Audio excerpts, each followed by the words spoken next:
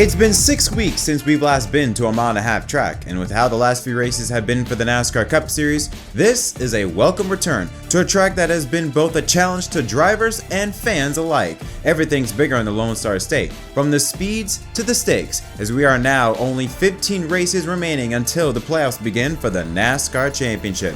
Welcome to the Great American Speedway, as NASCAR on MDK presents the Würth 400 pre-race show from the Texas Motor Speedway in Fort Worth. And today's episode of MDK Race Day is sponsored by Coofandy Menswear.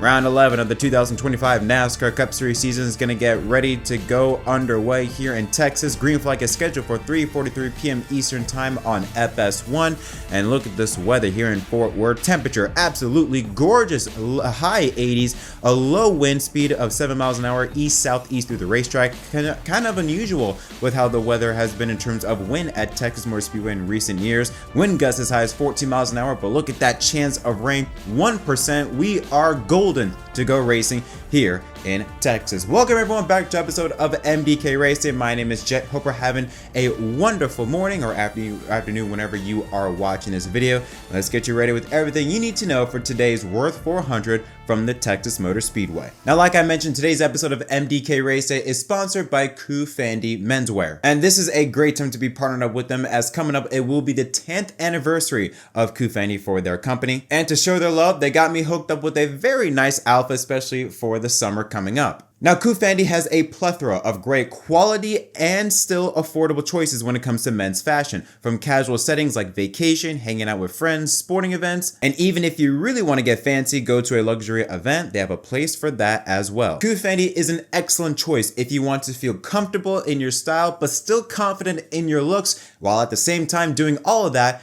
keeping your wallet happy, which is the most important part. I went with a simple black linen cotton shirt and linen white pants. You can wear this with sandals if you're going on the beach, or if you're going to eat, some nice shoes, some dress shoes, or some sneakers like this. I wore this to the Miami Grand Prix on Friday, and I'll be honest, even with the heat, because it was pretty hot out there, I still felt real comfortable in what I was wearing.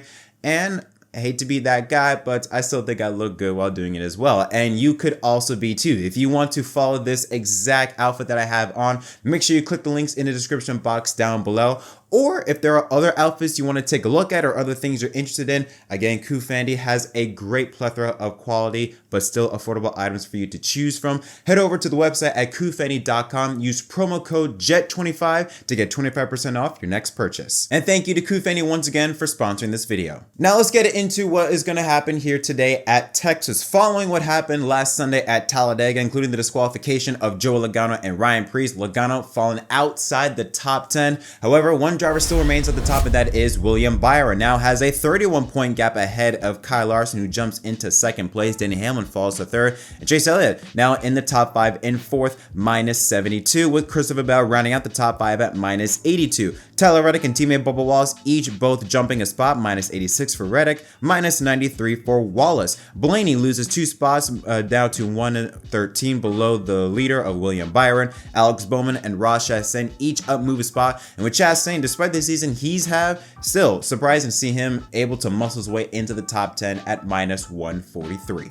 Busch, the official beer of NASCAR, proud sponsor of the Busch Light Pole Award, given to the fastest driver at each NASCAR Cup Series event. Busch Light congratulates Carson Hocevar for his first career Cup Series pole in his 56th start in his career, back-to-back for the Cup Series in first career poles, and this is Spire Motorsports' second career Cup pole in their history. Hocevar scoring the pole with a speed of 191.659 miles an hour. That is the second fastest lap ever held in the next-gen car. Since 2020, Busch Beer has invested more than $70 million in being a premier sponsor of the NASCAR Cup Series. So here's a look at the starting lineup for the 2025 Würth 400 from the Texas Motor Speedway.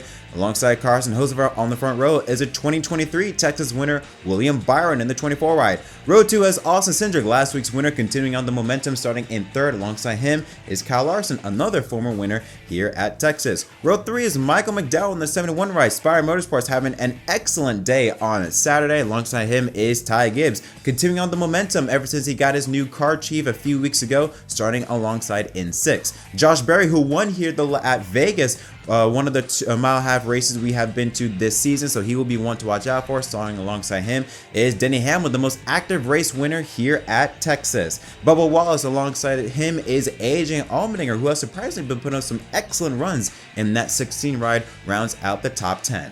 Row 6 has Alex Bowman in the number 48 Ally Chevrolet. Alongside him is from Prosper, Texas, home of 30,000. Chris Buescher grew up 47 minutes away from the racetrack here at Texas, starts alongside in the 12th position. How about row 7? Look at this. Zane Smith, excellent for him in that 38 car. Alongside him is Eric Jones in the 43 Advent Health Toyota. Row 8 has Justin Haley in the 7 ride. Alongside him is Christopher Bell in the 20. Tyler Reddick in that Jordan Diamond Toyota car. So alongside him is Noah Gregson in the number 4 Ford.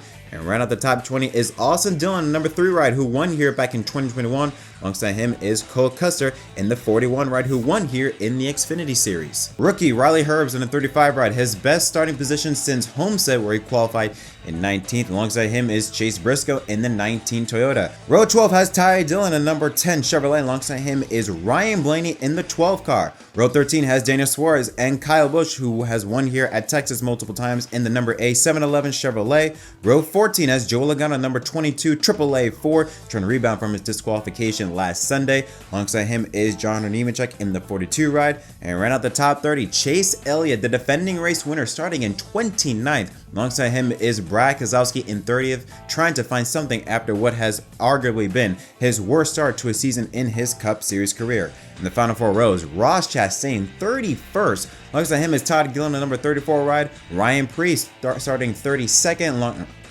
Ryan Preece starting at 33rd alongside Ricky Stenhouse Jr. Jesse Love making a return to the Cup Series, this time for Beard Motorsports in the 62 C4 Energy Chevrolet. Alongside him is Cody Ware, and rounding out the 38 car lineup is rookie Shane Van Gisbergen and Chad Fincham for Garage 66. Here's a look at the odds to win here at the Würth 400. No surprise, Kyle Larson and teammate William Byron top of the board, 350 for Larson, 500 for Byron. Reddick at 700, Blaney and Hamlin at 800 apiece, and Bell at 1,000. How about this? For a defending race winner, Chase Elliott got some real big odds, 1,600 alongside Briscoe and Wallace. Surprised to see him there that far down as well as Ty Gibbs, all at 1,600. Joe Logano at 1,800, and then Busch, Berry, and Bowman, the 3Bs, all sitting at 2,200. Another pair or triple of 2,500s to Chastain, Buescher, and Hocevar, the pole sitter, starting in this race this far down. That's a real long shot there. Brad Keselowski and Austin Cindric at 2,800, and Daniel Suarez sitting at plus 5,000. Tell you what, there are some big names that are down in that running order. I mean, like I said, Austin Cindric starting in 3rd place plus 2,800. There are some big odds that could be in the works there depending on who you pick. All right, so what are the storylines? What are we looking at here at Texas Motor Speedway today? Well, we have to look at this. The past 8 races, we have seen 8 different race winners, the latest one being Chase Elliott, who snapped a very long winless streak last year. So could the possibility we could see a 9th different race winner? Well, let's look at the drivers that haven't won a race so far. You do look at Ryan Blaney. Ryan Blaney is a driver that he has run well on the mile-and-a-half racetracks. We look at Sonoma and we look at Miami. He brought in great speed at those types of tracks. You also look at maybe drivers from the Toyota camp. You look at a guy like Bubba Wallace, who has run very well here at Texas, won the pole here in 2023, nearly won the race. Tyler Reddick also good on the mile-and-a-half racetracks, even though he's starting a bit further down the running order. I will not count out, especially that diamond Jordan number 45 Toyota. You also have to look at maybe a Ty Gibbs starting the 6th position. He has been coming on strong in these last few weeks. He has been much more consistent. That team has brought a lot more pace to the racetrack. Starting in 6th place, I would keep an eye. That could be a dark horse in that 54 ride. There's also some real long shots you have to consider. Carson Hocevar and Michael McDowell starting 4th and 5th respectively. The thing is with Spire Motorsports, this year they have started well. They can qualify well, but they haven't been able to transition that into Sunday, into race mode. Could that change here today? Well, it could be depending on what we see in terms of racing. And when I say that, I mean track position. We know that track position, dirty on the next gen car, every week. It's like an ongoing theme. It hasn't been the case as much on Mountain Have racetracks, but that could play a factor here today. And the reason why I say that was because a driver like Joey Logano, he said that he can't pass anyone. You had Doug Turnbull from PRN Radio. Paul Wolfe told Joey Logano that Ryan Blaney was 0.3 faster than a car in front of him, yet it took him about 8 or so laps for Blaney to actually get around that car. Now, many factors can be applied to this. It could be from the fact that depending on how a car is during dirty air, may not just handle as well as others. It could be a variety of factors. So it's hard to take this at face value, but it's something just to keep a note about, that we could possibly see this race be all about track position. Now, Texas in the next gen era has provided some really good racing, a lot better than it was during the Gen 6 era. However, it is still a very, very difficult track to pass. Dirty air will be a factor. It will be important. So this race is going to be about, if you're going to be at the front, do everything that you can to stay at the front. So when you look at pit road, make sure drivers that don't make any mistakes, don't speed, don't do anything to take yourself out of contention, because based on what we've seen this year with this next gen car, if you fall out, it is going to be very, very tough for you to climb your way back up. It's not impossible, but based on what we're hearing, it could possibly be tough. Now, back to drivers that could spoil the party. Like I said, 8 different winners in the last 8 races. Another driver I think we could look at is a Chevy camp, specifically Chase Elliott. Last year, 1 week ago last year, Chase Elliott broke that long winless streak to take the checker flag at Texas Motor Speedway. Could he do the same thing here today? He's starting 29th, but last year when he won, he started 24th, so he's around the same positions as to where he was last year. But if there is a driver that could potentially spoil that 8 race different driver streak, it could be his teammate, William Byron. He has had the best average finish out of all drivers in the next gen era at a 3.7. 1 win back in 2023, a 3rd place, and a 7th place. He has had a phenomenal record, starting in 2nd place here today. That 24 car, I wouldn't say it has fallen off, but we've seen that 24 car not be up front as much. We haven't seen them be in the spotlight as it was at the beginning of the season, which has kind of been a theme with the 2014. They start off strong, then kind of fall back, and then pick it back up in the playoffs. Could this be another version of that? Could this be one of the same thing again, where we see this team start out strong and then fall back? Or could William Byron spoil the party and become the first repeat winner in 9 races at Texas Motor Speedway? There's a lot of different contenders, a lot of different storylines that I think we can take a look at, from the Toyota camp to the Chevy camp to the Ford camp, specifically with the Fords. When you look at how, I wouldn't say how poor they've been running, but just so many things have happened, from Blaney being taken out of so many chances to win with his engine failures and or pit crew issues, to then Joey Logano, just how bad of a start he has had this season. Compile that with his disqualification at Talladega last week does not help at all his chances. The driver with the best odds is Austin Cindric. Who had that on the table, which is why I have him in my fantasy lineup. I have Austin Cindric. I do got Kyle Larson and William Byron. It's a Mountain Have racetrack. The Chevrolets, especially Hendrick Motorsports, have run extremely well at that type of racetrack, specifically at Texas. So I got to include them in my lineup. I got Ty Gibbs. I haven't used Ty Gibbs at all, I think, this season. So I think this is a perfect opportunity to use him. He's been, like I said, running really strong in the last few weeks.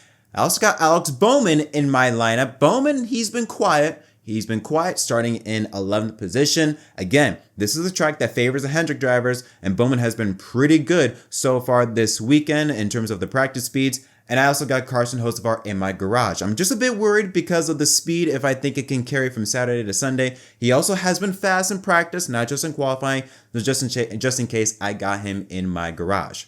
And the driver that I got winning this race, I was originally going to go with Austin Cindric. Was fastest in the 10, 15, 20, and 25 lap average. That 2 car has speed. But like I mentioned, something about the Chevys, they do run very well here at Texas, specifically Hendrick Motorsports.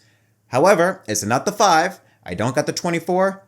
I don't got the 9. I got the 48. I got Alex Bowman. I think he is going to win here at Texas here today and become the 9th different winner in the last 9 races here at this racetrack. Again, he's been that driver that finds a way. He grinds it out. I got to give more praise to Bowman. I haven't been doing that in the last couple seasons. He just finds a way to grind it out. Him and Blake Harris just find a way to be able to put themselves in position to have a good finish. But I think they're going to up the ante just a little bit and I got him winning here at Texas. But that is it for this episode of MDK Race Day presented by Coofandy. Let me know what you think is going to happen in the description box or in the comment section down below. As always, don't forget to leave a like and subscribe for more content. Just a quick little for your information, there will be an episode of MDK Racing Victory Stop. However, that will be later in the night. I don't know when exactly. I want to say before 11 o'clock p.m. Eastern time. I will try to do that before that time. The reason why is because I will be attending the Miami Grand Prix. I will try maybe get some footage to have a video coming up later on in the week, see if I can get some good content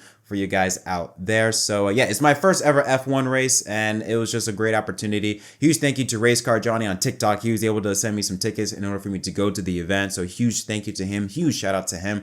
So yeah, I will also be in touch with the race, but just a little FYI, if you don't see a race day or MDK Racing Victory Stop immediately after the race, that's because I'm on my way home from the racetrack. But I will try and get a video out for you guys as soon as possible. But until then, thank you so much for watching. Don't forget to leave a like and subscribe for more content once again. Until next time, my name is Jet from MBK. Sit back, relax, and enjoy the Würth 400 from the Texas Motor Speedway.